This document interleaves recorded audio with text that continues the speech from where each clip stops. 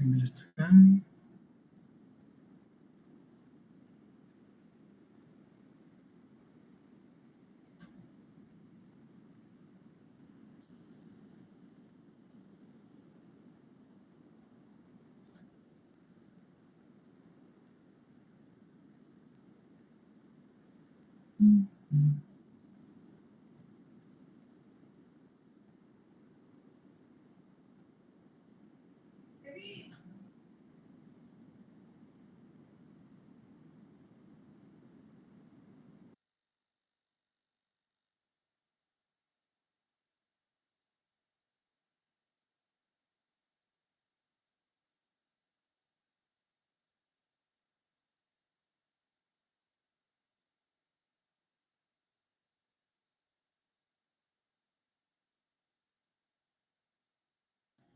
Bueno, ahí está.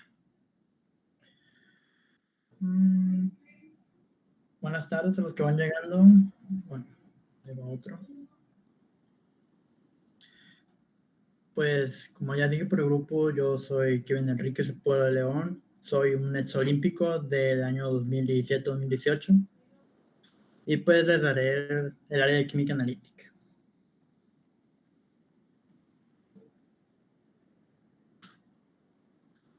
Para comenzar, la química analítica es la rama de la química que se encarga de determinar y de analizar los compuestos que tenemos, de determinar qué grupos funcionales tienen una cierta muestra, cuál es el peso, cuál es la composición de esa muestra que queremos analizar. Y para ello, pues, se pueden hacer diferentes análisis, como puede ser análisis del peso, análisis del volumen, análisis de grupos funcionales, análisis de un sinfín de cosas. Dentro de esta área, pues, hay ciertos tipos de análisis, como son los análisis cualitativos y análisis cuantitativos. Los análisis cualitativos se centran principalmente en determinar qué grupos funcionales, qué elementos o qué compuestos tienen nuestra muestra de interés. Y los análisis cuantitativos nos indica precisamente en qué relación se encuentran esos compuestos, esos elementos, esos grupos funcionales que queremos determinar. Queremos saber qué es lo que contiene nuestra muestra. En general, los tipos de análisis que más se manejan en esta área son los análisis cuantitativos, de determinar cuánto tenemos de cierto elemento, puede ser carbono, nitrógeno, oxígeno, cualquier elemento, cualquier compuesto.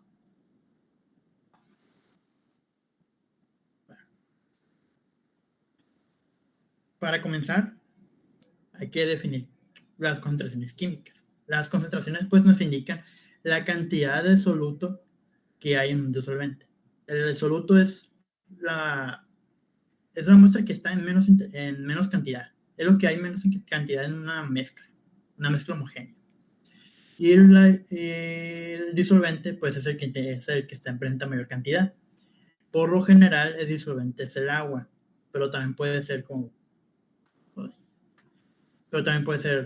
compuestos orgánicos, como por ejemplo el éter dietílico, el etanol, el THF, el tetrahidrofurano, pero por general es agua. Cuando es el agua disolvente, pues se le llama disolución acuosa. Hay diferentes maneras de determinar o de representar las concentraciones químicas. Una de ellas, y la más importante, la que más se utiliza en la química analítica, es la molaridad, que nos expresa los moles de soluto entre los litros de disolución. Recordando que el soluto es el compuesto o es el que está en menor cantidad de nuestra disolución. Aquí tenemos un ejemplo. El primer ejemplo es que nos dice que el mar de agua contiene típicamente 2.7 gramos de cloruro de sodio por 100 mililitros. ¿Cuál es la molaridad del cloruro de sodio en el océano? Bueno, primero que nada se va a calcular los moles de cloruro de sodio que hay en el agua, que nos indica que hay 2.7 gramos por cada 100 mililitros. Convertimos esos 2.7 gramos de cloruro de sodio.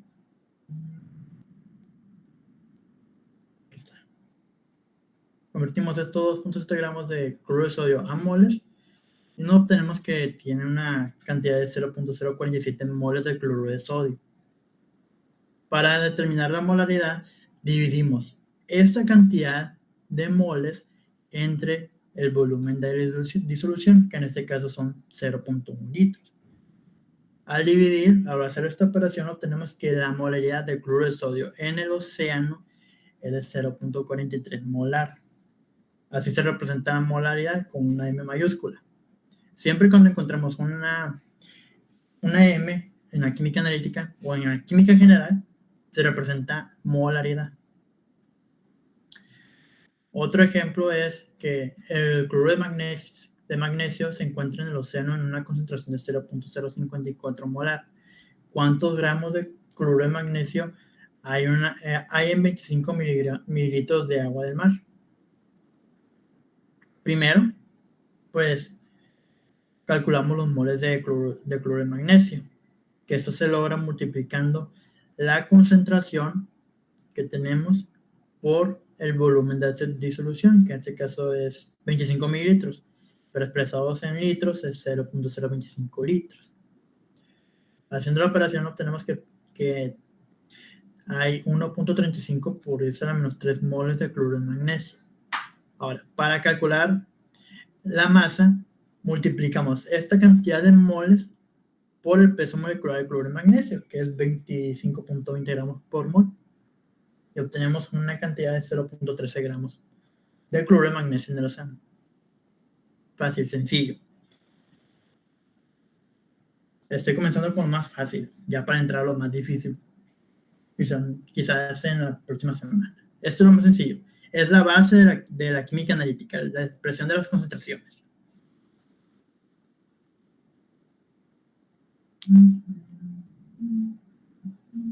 Por si quieren tomarle una captura o algo, voy a esperar unos segundos.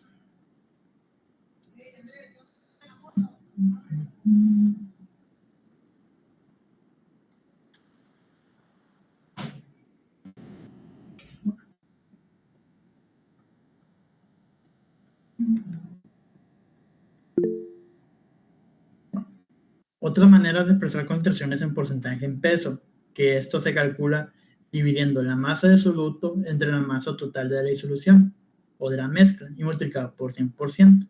Al igual el porcentaje de volumen, dividir el volumen de soluto entre el volumen total de disolución y multiplicado por 100.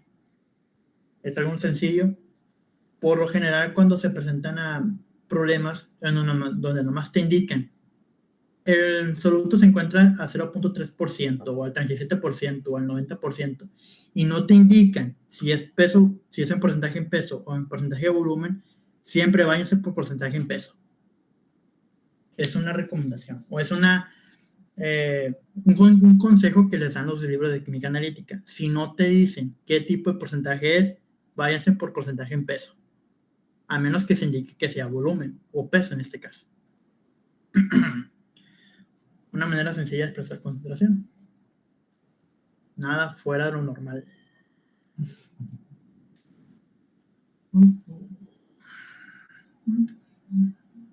Bueno. Otra manera de expresar concentración y de las más comunes es la molaridad. Molaridad, no molaridad. Que esto indica los moles de soluto entre kilogramos de disolvente. No de disolución, de disolvente.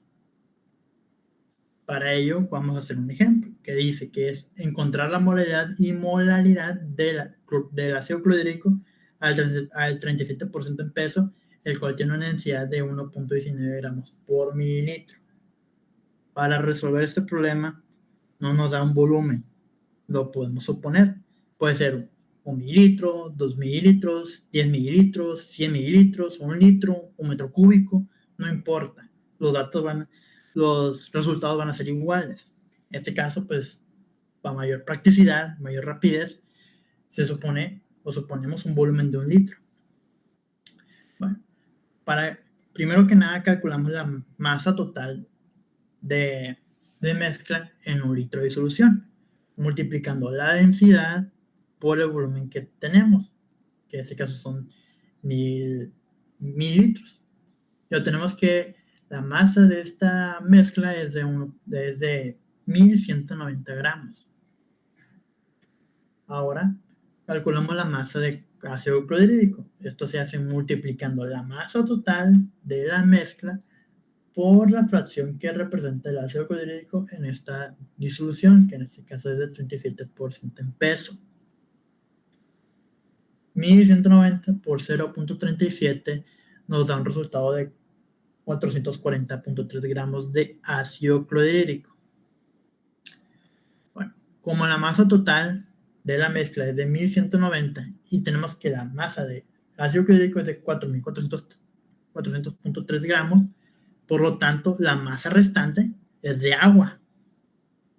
Por eso la masa disolvente va a ser la masa total menos la masa de ácido clorhídrico. Y tenemos que la masa de disolvente es de 749.7 gramos. Como nos piden molaridad, vamos a dividir los moles de soluto entre los kilogramos de disolvente. Para calcular los moles de soluto, pues multiplicamos. Bueno, más bien, dividimos la masa de ácido clorhídrico entre su peso molecular y obtenemos que en esta mezcla hay una cantidad de 12.1 moles de ácido clorhídrico. Para calcular la molaridad, vamos a dividir los 12.1 moles de ácido clorhídrico entre el volumen de la disolución, que en este caso es 1 litro. Pero tenemos que es 12.1 molar. Es la molaridad. Y para la molaridad vamos a dividir esos mismos moles, pero ahora con los kilogramos de disolvente.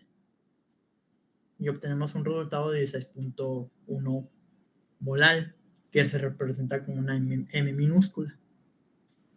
Hasta aquí todo sencillo, todo bien.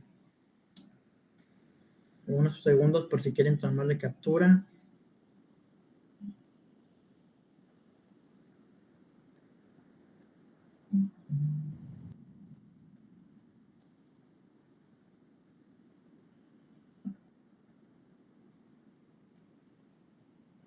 Sí. Otra cosa importante para la química analítica es la preparación de disoluciones. Muchos de ustedes probablemente no tengan una experiencia preparando disoluciones y es muy importante en la química analítica. Para eso vamos a hacer un ejemplo. Bueno, para comenzar, para preparar una disolución acuosa, una concentración deseada, primero tenemos que pesar el sólido que queremos disolver. Por eso se hace con una balanza analítica. No les puedo enseñar cómo pesar una muestra en una balanza analítica porque en virtud no tenemos una. Pero eso es sencillo. Se pesa, una vez que tú pesaste esa muestra, lo vas a disolver en un matraz aforado.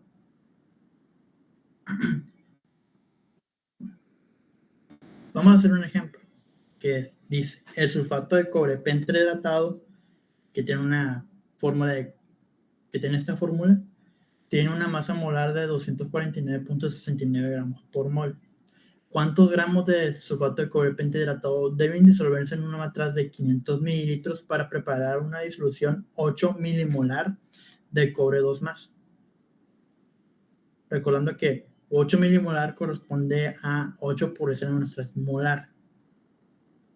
Bueno, calculamos los moles de sulfato de cobre pentahidratado multiplicando la concentración por el volumen de disolución, que es 0.5 litros. Y obtenemos que los moles de sulfato de cobre es igual a 4 por 10⁻³ moles. Y para calcular la masa, pues sería multiplicar esa cantidad de moles por el peso molecular del sulfato de cobre pentahidratado, que es 249.69, y obtenemos que la masa de cobre pentahidratado es igual a 0.9999 gramos. Bueno, ¿cómo preparar esta disolución?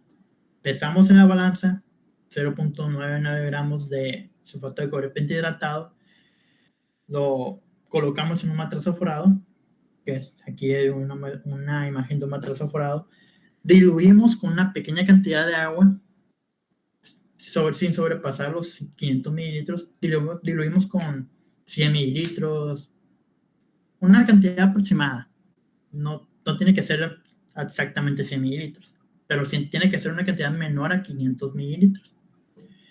Diluimos y después aforamos con agua destilada hasta 500 mililitros. ¿Cómo saber que ya llegamos a esa marca de los 500 mililitros? Pues aquí tenemos un ejemplo. El agua tiene que quedar así tocando apenas la señal de enrase o la marca que tiene el matrazo forado, por poquito, así como en este ejemplo. Así tiene que quedar. Así se tienen que preparar disoluciones. Pesamos, colocamos en un matrazo forado esa muestra, diluimos con poquita agua y después aforamos hasta el volumen que queremos obtener.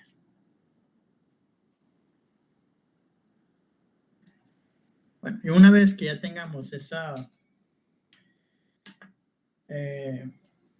disolución hecha, lo que vamos a hacer es colocar nuestro matrazo así y darle vueltas.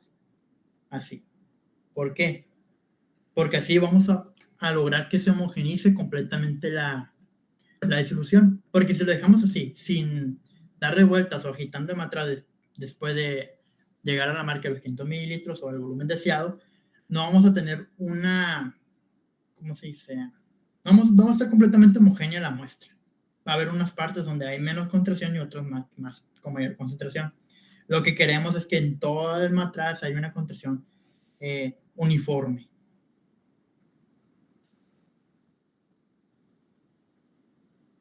Bueno, siguiendo. Preparación de disoluciones.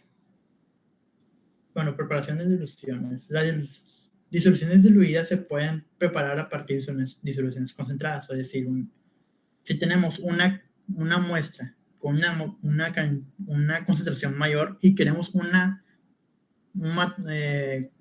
llevar esa concentración a una menor, pues tenemos que hacer diluciones. ¿Y cómo vamos a hacer diluciones? Pues aplicando fórmulas. Es decir, tomar una muestra pequeña de nuestro matrazo o de nuestros vasos precipitados o de un tubo de ensayo donde hay una concentración mayor, tomamos una pequeña muestra, la llevamos a otro recipiente y agregamos agua destilada para diluir esa muestra, para que haya una menor concentración de nuestro soluto. Siempre se aplicará esta fórmula que muchos de ustedes ya deben de conocer, que C1V1 es igual a C2V2. O sea, concentración 1 por volumen 1 es igual a concentración 2 por volumen 2. Para aplicar esta fórmula vamos a hacer un pequeño ejemplo que dice que la molaridad del ácido clorhídrico concentrado comercial para uso de laboratorio es de 12.1 molar. ¿Cuántos mililitros de este reactivo se deben diluir a 1 litro para preparar ácido clorhídrico 0.1 molar? Es decir, llevamos este ácido clorhídrico de una mayor concentración a uno de menor concentración. ¿Y cuántos mililitros ocupamos? Pues vamos a aplicar esta fórmula. C1V1 es igual a C2V2. La concentración 1 es la concentración de 12.1, la de mayor cantidad, por una cantidad que no conocemos que vamos a calcular. Que esto va a ser igual a la concentración que queremos llevar ese ácido por el volumen total de disolución que queremos obtener. Hacemos un simple despeje y obtenemos que la cantidad que debemos tomar de este ácido concentrado es de 8.26 mililitros. O sea, para preparar ácido clorhídrico 0.1 molar se tiene que tomar 8.9 mililitros, aquí falta una L, se toman 8.16 mililitros de este ácido y se diluyen en un matraz hasta llegar a 1 litro. Y así obtenemos un ácido clorhídrico 0.1 molar.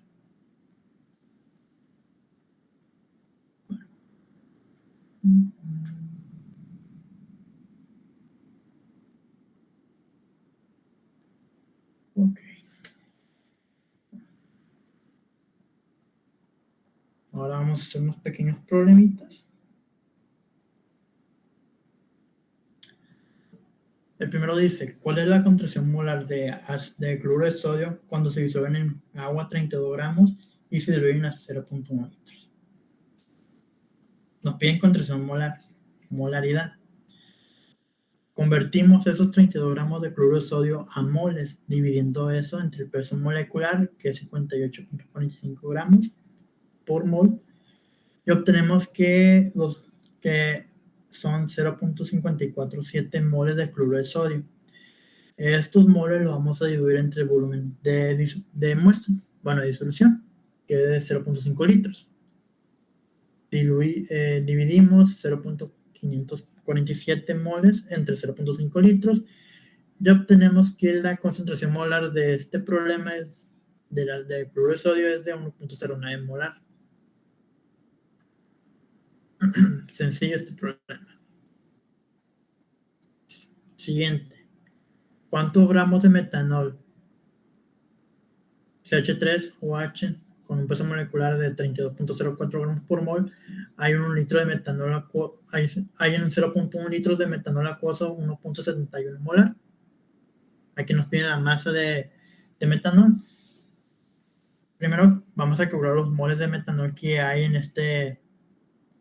esta disolución, multiplicando la concentración por el volumen de disolución. Multiplicando estos dos, obtenemos que la cantidad de moles que hay en esta disolución es 0.171 moles de metanol.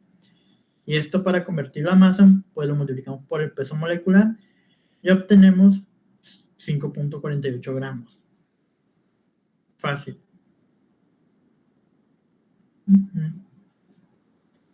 Siguiente problema. Todas las disoluciones acuosas diluidas tienen una densidad próxima a 1 gramo por mililitro.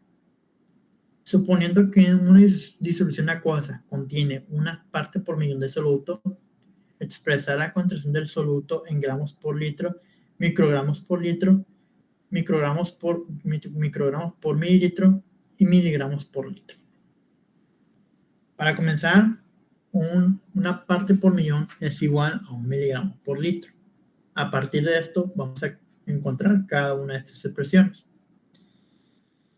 La primera, 1 miligramo por litro. Vamos a hacer un factor de conversión. Por cada 1000 miligramos representa 1 gramo. Entonces, haciendo este factor de conversión, obtenemos que 1 miligramo por litro es igual a 1 por 10⁻³ gramos por litro. Ahí está. Primera parte del problema resuelto. Siguiente. Otro factor de conversión. 1 miligramo por litro. Por cada 1000 microgramos, eso representa 1 miligramo.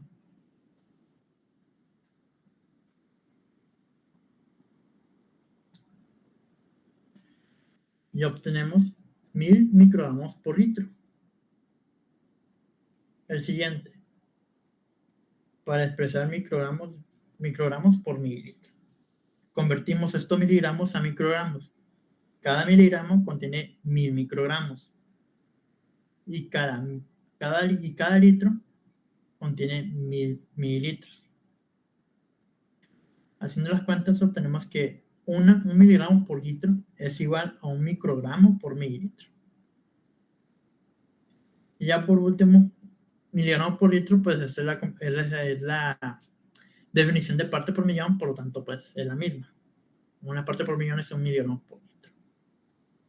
¿Todo bien hasta aquí?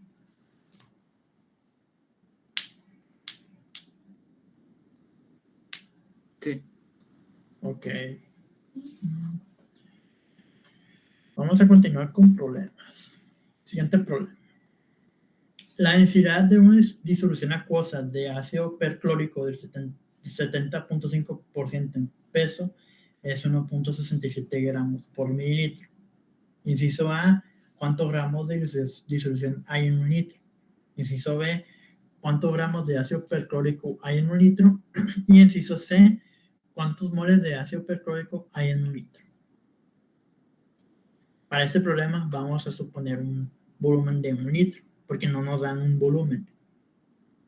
Bueno, nos piden 1 litro, así que vamos a suponer 1 litro. Para el inciso A, vamos a multiplicar la densidad de disolución por el volumen, aquí son mililitros. Multiplicando la densidad, obtenemos que la masa total de disolución es de 670 gramos. Fácil, sencillo, multiplicar densidad por volumen. Siguiente. Nos piden cuántos gramos de ácido perclórico hay en un litro. Para eso vamos a multiplicar esta masa por el porcentaje o la fracción que hay de ácido perclórico en la disolución.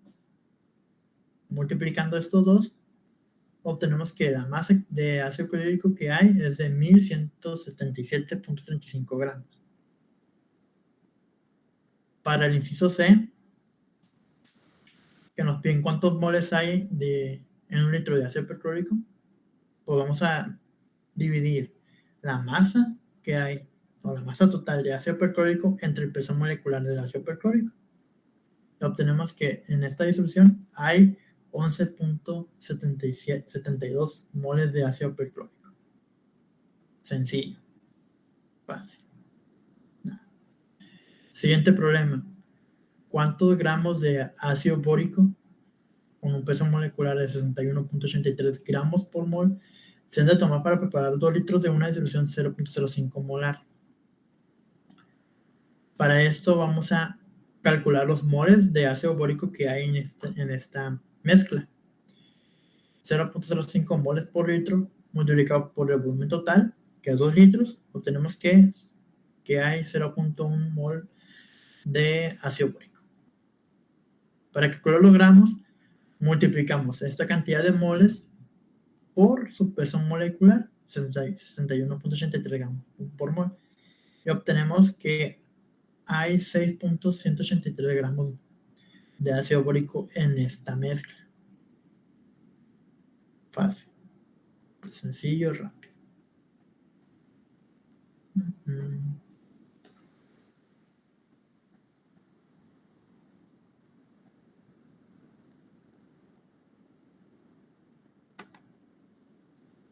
Siguiente problema.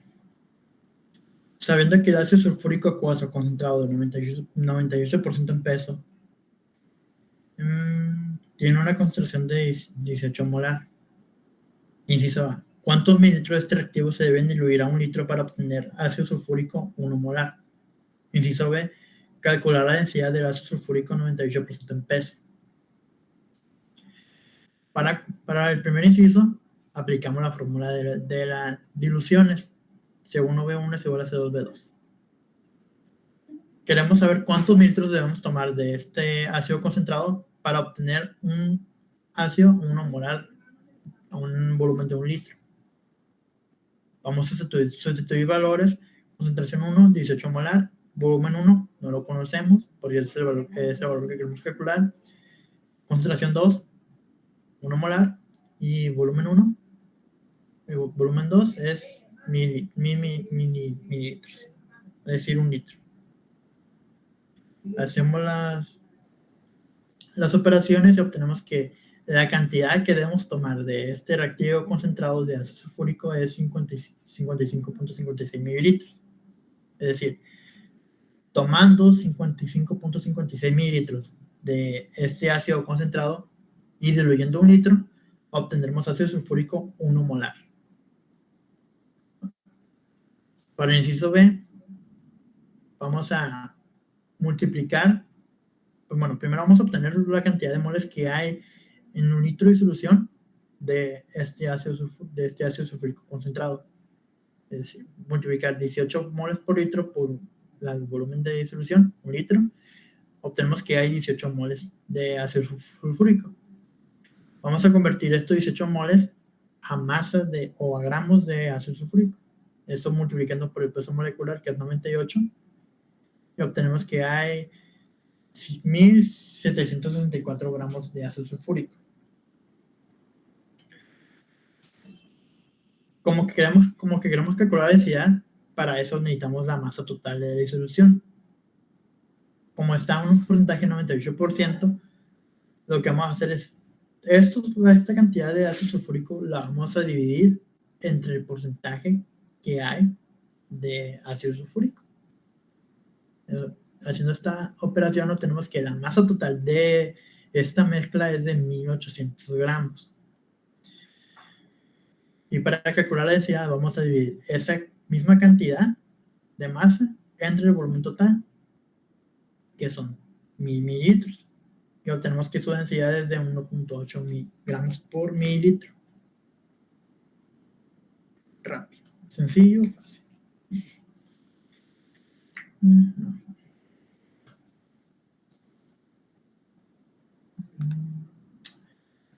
Ustedes van a hacer el cual dice cuántos mililitros de ácido sulfúrico 3 molar se necesita para reaccionar con 4.35 gramos de un sólido que contiene nitrato de bario en un 23.2% en porcentaje en peso.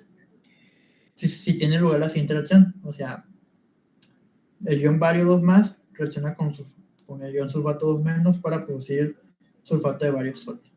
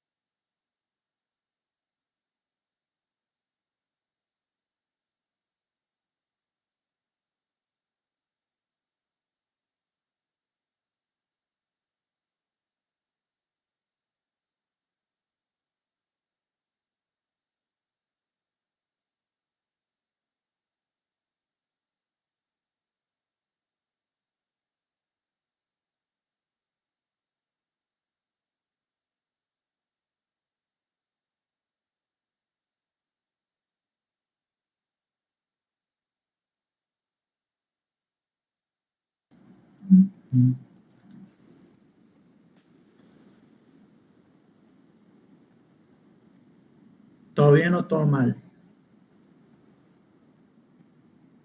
¿Alguna pista, profe?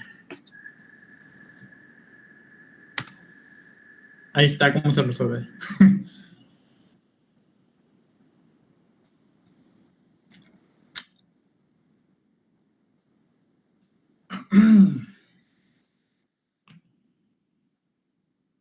Esto es lo más sencillo. Solamente es expresión de concentraciones. Y más que nada relaciones. También. Facilito.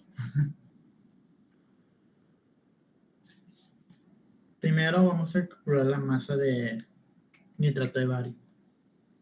Para eso, multiplicando la masa de sólido que hay, que es de 4.35 gramos, por la fracción de nitrato de bario, que es de 0.232. Al multiplicarlo nos da una cantidad de 1.0092 gramos de nitrato de bario. Con esta cantidad podemos calcular los moles de nitrato de bario, dividiéndolo entre peso molecular.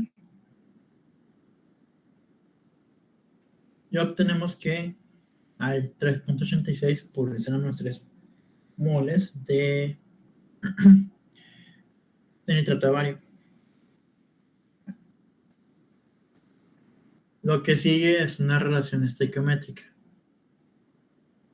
Tenemos 3.86 por 10⁻³ moles de nitrato de bario.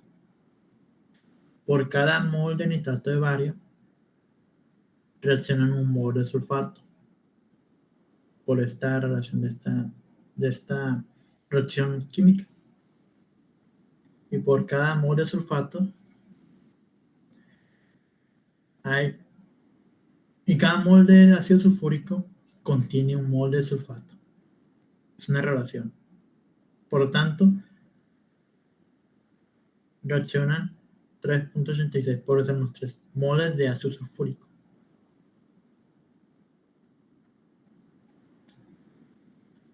Para calcular el volumen de ácido sulfúrico, lo que se hace es dividir esta cantidad de moles entre la concentración de ácido sulfúrico.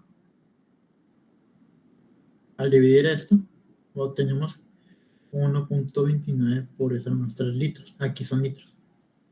Litros, que esto es igual a 1.29 mililitros. La expresión de concentración siempre es moles entre volumen. Si nosotros queremos volumen, lo que hacemos es un simple despeje. Esta V pasa para acá y esta C pasa para acá. Y obtenemos que para calcular el volumen va a ser igual al número de moles entre la concentración. Y para calcular el número de moles sería pasar esta C para este lado. Y tenemos que el número de moles es igual a la concentración por volumen. ¿Todo bien hasta aquí o todo mal?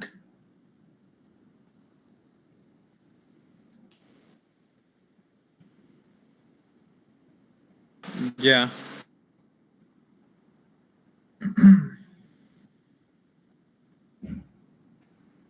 Ok. Esto es lo más básico. En teoría, ustedes ya deben de saber esto. Si no lo saben, pues lo pongo aquí, para que se vayan familiarizando con los términos, con los cálculos. Porque esta es la base de la química analítica, la expresión de concentraciones. Y a partir de eso, hay un sinfín de problemas, desde ácidos y bases, reacciones de precipitación, solubilidad, reacciones electroquímicas, un sinfín de cosas. Bueno, continuando. Aquí tenemos otros problemas adicionales. Estos problemas se los pueden llevar de tarea. Yo no se los voy a revisar. pero ahí tienen la respuesta por si quieren comparar sus resultados cuando estén realizando los ejercicios. Son problemas algo sencillos, fáciles, no tienen mucho misterio. Es solamente para que vayan desarrollando sus habilidades para calcular concentraciones, expresar concentraciones, obtener volúmenes, masas, etcétera, moldes. Porque en el nacional, lo que más se fijan, una de las áreas que más se fijan es en el área de química analítica. Creo que casi la mitad del examen es por química analítica. ¿Por qué? Porque, no sé, les encantan. Y a veces hay problemas muy complicados. De hecho, los problemas más complicados que hay en el nacional son de química analítica.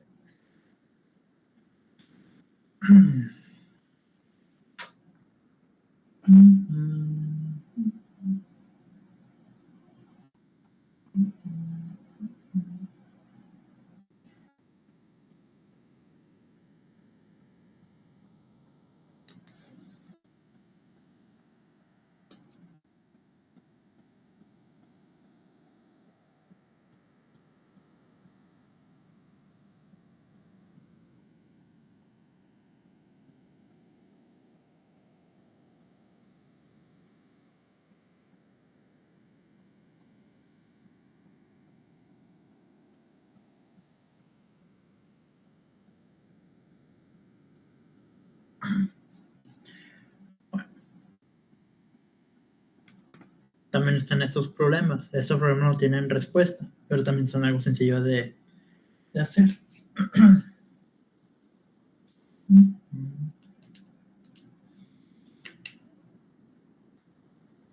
Por si quieren revisarlos.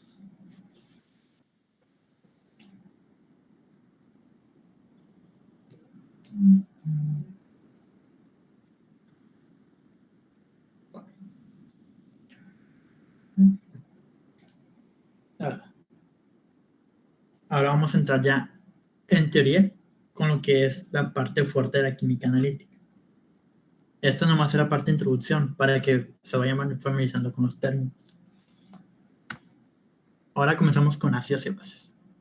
Esta es una de las áreas con mayor extensión de la química analítica.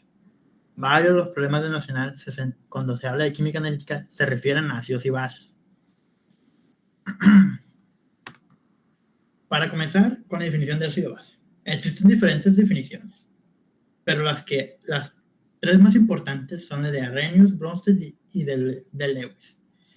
La definición de Arrhenius, pues, se basa principalmente para el ácido, sustancia que se ioniza en agua para formar iones H+, o protones. Y las bases serían sustancias que se ionizan en agua para formar iones hidróxidos, o H. Es una decisión fácil, sencilla, pero es una de las definiciones como mayor que no abarca muchas sustancias. Una definición un poquito más compleja es la de Bronsted, que nos dice que el ácido es un donador de protones. Y aquí tenemos un ejemplo.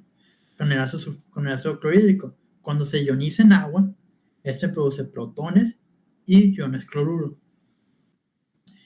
Para las bases sería un aceptor de protones, una sustancia que acepta protones, como por ejemplo el amoníaco. El amoníaco puede aceptar protones para producir el ion amonio. Eso es una reacción en equilibrio. ¿Qué significa una reacción en equilibrio? Que tanto los reactivos se reaccionan para producir productos y los productos pueden regresarse reactivos. Eso indica una reacción en equilibrio. Ya ustedes en las clases de química, de fisicoquímica, van a ver esta definición de equilibrio. ¿Cuáles son las cosas que afectan el equilibrio? Cómo expresar las constantes de equilibrio, cómo calcularlas, cómo afecta la temperatura, las constantes de equilibrio de reacciones, etc. Otra definición que abarca muchas más sustancias que la de definición de Bronsted y la definición de Arrhenius es la definición de Lewis, que nos dice que el ácido es una sustancia capaz de aceptar un par de electrones y la base es una sustancia que que puede donar un par de electrones. Aquí tenemos un ejemplo, que el tribururo de boro actúa como un ácido de Lewis al aceptar un par de electrones del amoníaco, que en este caso es una base, un donador de un par de electrones, le dona un par de electrones al nitrógeno del boro, y pues obtenemos este compuesto. Si nos fijamos bien, la definición de Lewis de ácido base es contraria a la definición de Bronsted. Aquí tenemos que un ácido es una sustancia que dona, y acá tenemos que no, que es una sustancia que acepta. Y a la base igual. En Bronsted es alguien que acepta protones, y en Lewis es una sustancia que dona un par de electrones. De estas tres, la que más se utiliza es la de Bronsted.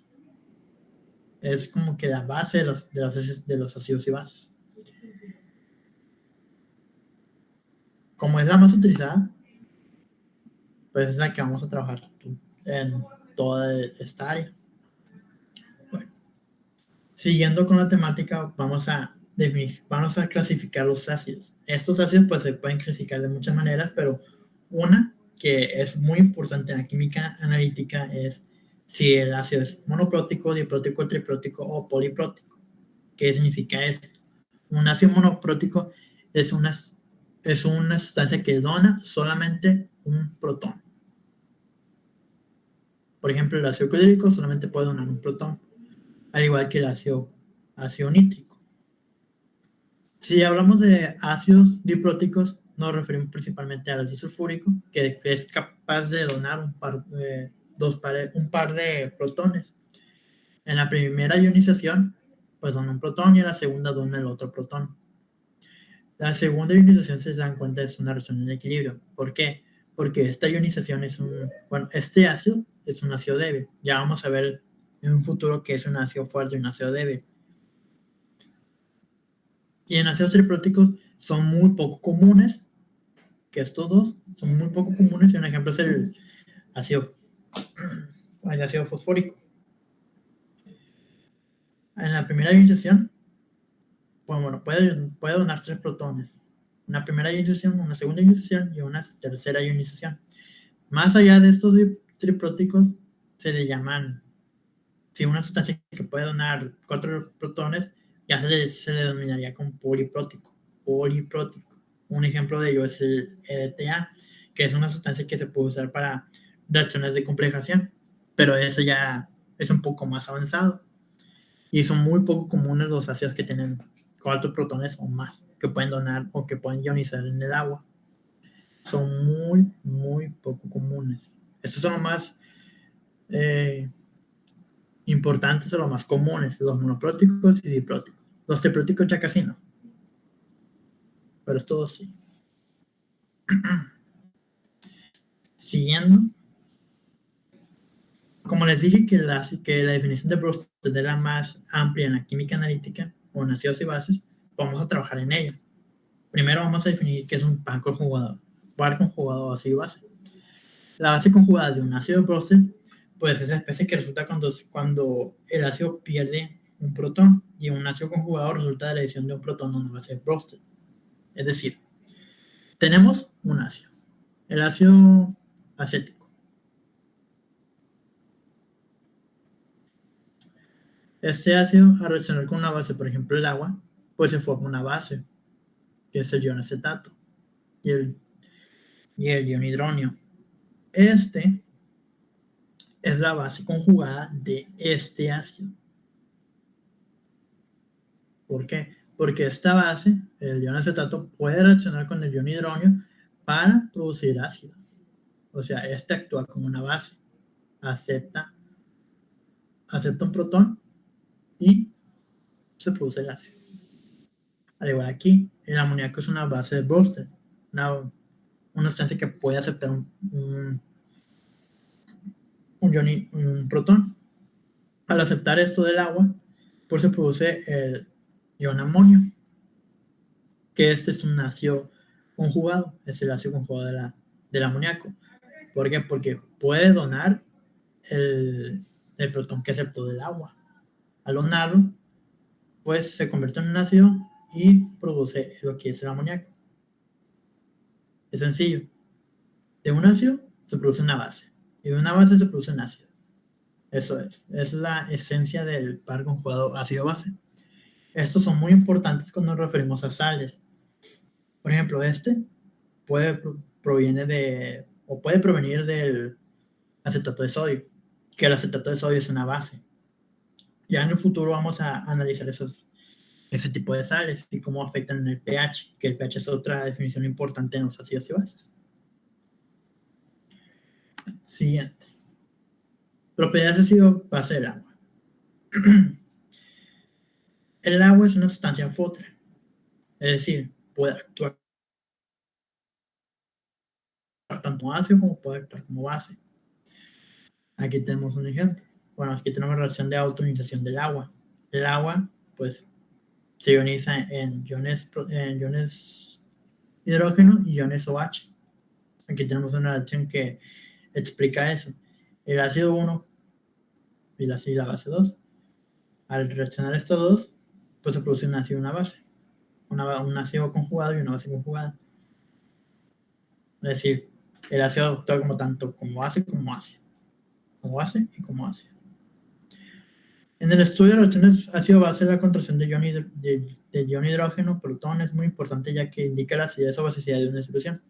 Es decir, dependiendo de la cantidad de protones que haya en una disolución, se va a denominar como base, o como una solución ácida o una disolución básica.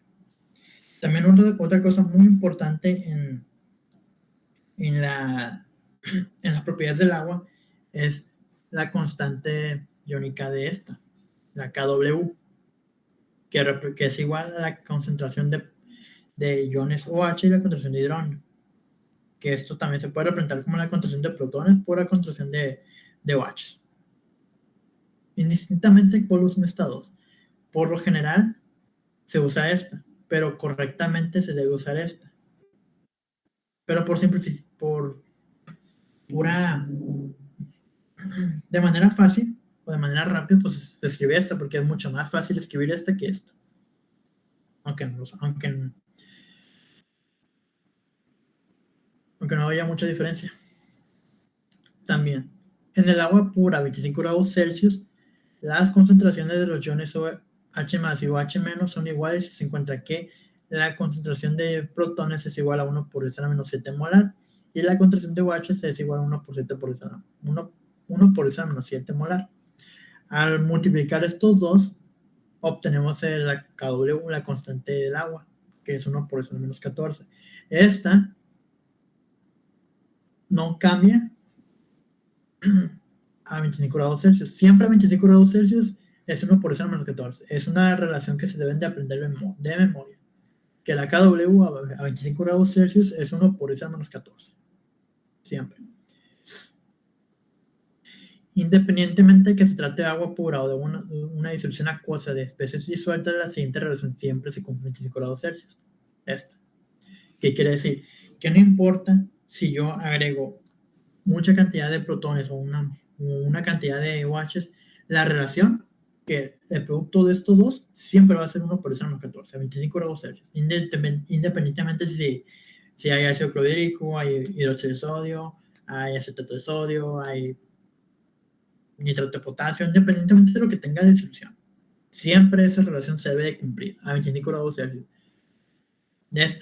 El valor de esa constante va a variar dependiendo de la temperatura, pero siempre a 25 grados Celsius es esto. Siempre.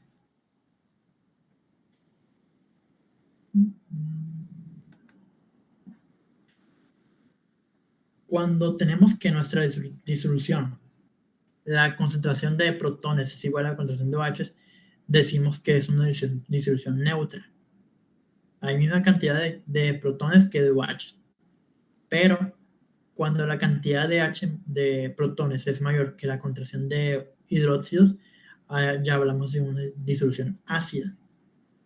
Pero cuando la concentración de OH es mayor que la concentración de protones, la disolución se denomina básica. En la práctica, se puede cambiar tanto la concentración de protones y de OH en la disolución, pero no se puede evitar que ambas no se puede variar ambas de manera independiente. Es decir, yo tengo mi disolución. Yo puedo agregar cantidades de hidróxidos o de cantidades de protones, pero no puedo variar. Bueno, puedo variar la concentración de protones y de OH, pero no puedo variar las dos al mismo tiempo.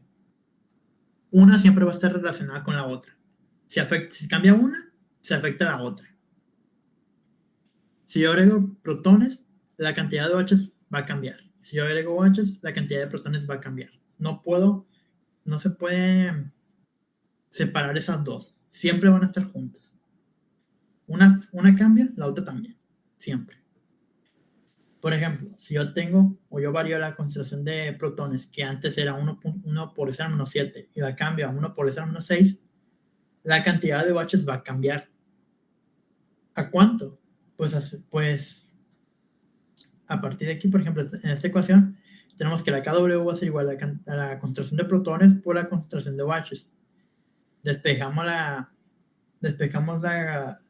concentración de OH, que sería dividir KW entre la concentración de protones, que eso es igual a 1 por 10⁻⁴ entre 1 por 10⁻⁶, y obtenemos que la cantidad o la concentración de estos iones es 1 por 10⁻⁸. Es decir, yo varié la concentración de protones y a su vez cambió la concentración de OH. Si yo varío una, varía la otra. Ok. Ahora vamos a hacer un pequeño ejemplo que nos dice que la concentración de iones OH en cierta disolución limpiadora para el hogar a base de amoníaco es de 0.0025 molar. Calcule la concentración de iones H+. Para comenzar, pues escribimos la KW, que es igual a la concentración de protones por la concentración de OH. Despejamos la concentración de protones, que es lo que nos pide el problema. Pasamos esto dividiendo y hacemos los cálculos. Bueno, eso sustituimos. La KW es igual a 1 por 10⁻⁴, y la concentración de OH no lo da el problema, 0.0025. Al hacer esta división, obtenemos que la cantidad de protones es igual a 4 por 10⁻⁻12 molar. Sencillo. Otra cosa muy importante. Ya cuando hablemos de ácidos y bases fuertes, los ácidos fuertes siempre van a tener un pH mayor a 7. Eso lo vamos a ver después. Pero siempre se va a llamar disolución ácida. Siempre. Ok. Siguiente. El pH. El pH se expresa se calcula sacando el menor logaritmo de la concentración de protones o de ion hidrógeno. Esto se hace porque esas concentraciones son muy pequeñas y lo que hace el logaritmo es cambiar esos números pequeños a unos valores que podemos entender más fácilmente. Las disoluciones ácidas, como ya vimos anteriormente, la cantidad de protones tiene que ser mayor a 1 por 10⁻⁷, y su pH va a ser menor a 7. Los ácidos fuertes siempre van a tener un pH mayor a 7. Aunque sea 6.99, es menor a 7. Es un ácido fuerte. Para disoluciones básicas, la concentración de protones tiene que ser menor a 1 por 10⁻⁴, con un pH mayor a 7. Y para disoluciones neutras, la concentración de protones tiene que ser igual a 1 por 10⁻⁷, con un pH igual a 7. Lo mismo que aplica para el protón o para el ion hidrógeno, se aplica para los OH. El pOH es igual a menor logaritmo de la concentración de hidróxidos. Bueno, si nosotros queremos calcular la concentración de iones hidrógeno a partir del pH, lo que hacemos es un simple despeje. Este menos lo pasamos al otro lado y este logaritmo pasa como un 10 elevado a algo. Es decir, concentración de iones de hidrógeno va a ser igual a 10 elevado a la menos pH. Y la concentración de protones es lo mismo. 10 es igual a menos pH. Estas dos expresiones es la misma. Nada más que pueden poner aquí iones de hidrógeno o iones o protones. Para los OH es lo mismo. Despejamos este signo, pasamos este logaritmo al otro lado y tenemos que contracción de OH es igual a 10 elevado a la menos POH. Si nosotros tomamos el producto iónico del agua y le sacamos un logaritmo a ambos lados, primero vamos a repartir este logaritmo en este producto que nosotros sabemos o se supone que el logaritmo de un producto es igual a la suma del logaritmo de los dos factores. Menos el logaritmo del primero más menos el logaritmo del segundo. Y el logaritmo de 1 por 10 menos 14 es 14. Más por menos es menos. Y esto obtenemos esta expresión que aquí, si podemos ver, es igual a la definición de pH y esto es igual a la definición de pOH. Y aquí obtenemos otra relación importante, que pH más pOH es igual a 14 a 25 grados Celsius. Es una relación muy importante, que de la más importante de la química analítica, con relación o hablando específicamente de los ácidos y bases.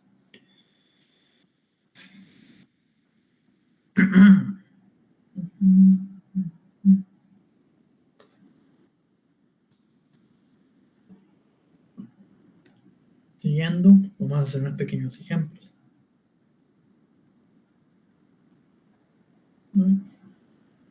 El primero es la concentración de iones H más en una botella de vino de mesa justo después de que se le removió el calcio, fue de 3.2 por ese menos 4 molar.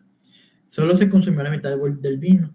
Se encontró que la otra mitad, después de haber estado expuesta al aire durante un mes, tiene una concentración de ion hidrógeno igual a 1 por 10 menos 3 molar. Calcule el pH de vino en estas dos condiciones. En la primera condición, tenemos que hay una concentración de protones de 3 por 10 menos 4 molar. Por eso aplicamos la fórmula directa del pH, que es menos logaritmo de la concentración de protones. Aplicando esto, menos logaritmo de 3.2 por 10 menos 4, pues tenemos que dar un pH de 3.49. Y para la segunda ocasión aplicamos la misma fórmula, pero sustituyendo el valor de concentración de protones de 1 por 10 menos 3 molar. Haciendo esta operación obtenemos que el pH en la segunda ocasión es de 3.0. Así.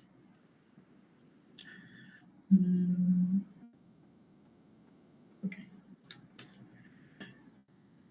El siguiente problema dice que el pH de agua de lluvia recolectada en determinada región del noroeste de Estados Unidos en un día particular fue de 4.82. Calcule la concentración de ion hidrógeno del agua de lluvia.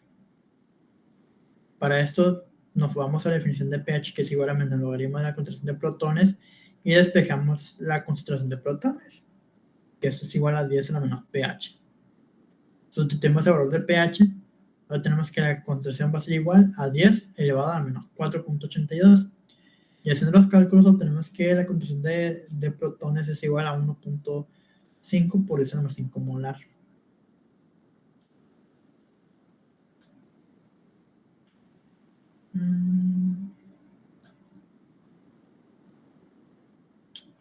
¿Todo bien? Fácil. Todo bien. Ok.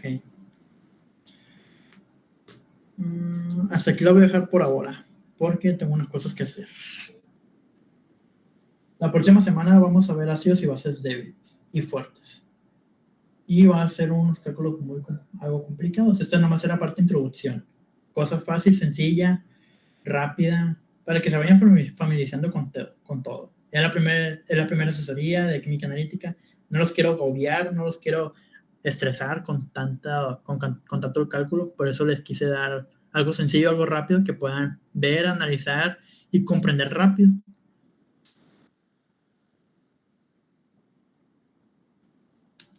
¿Algún comentario? ¿Duda? Todo muy bien, profe, gracias. Okay. Todo bien.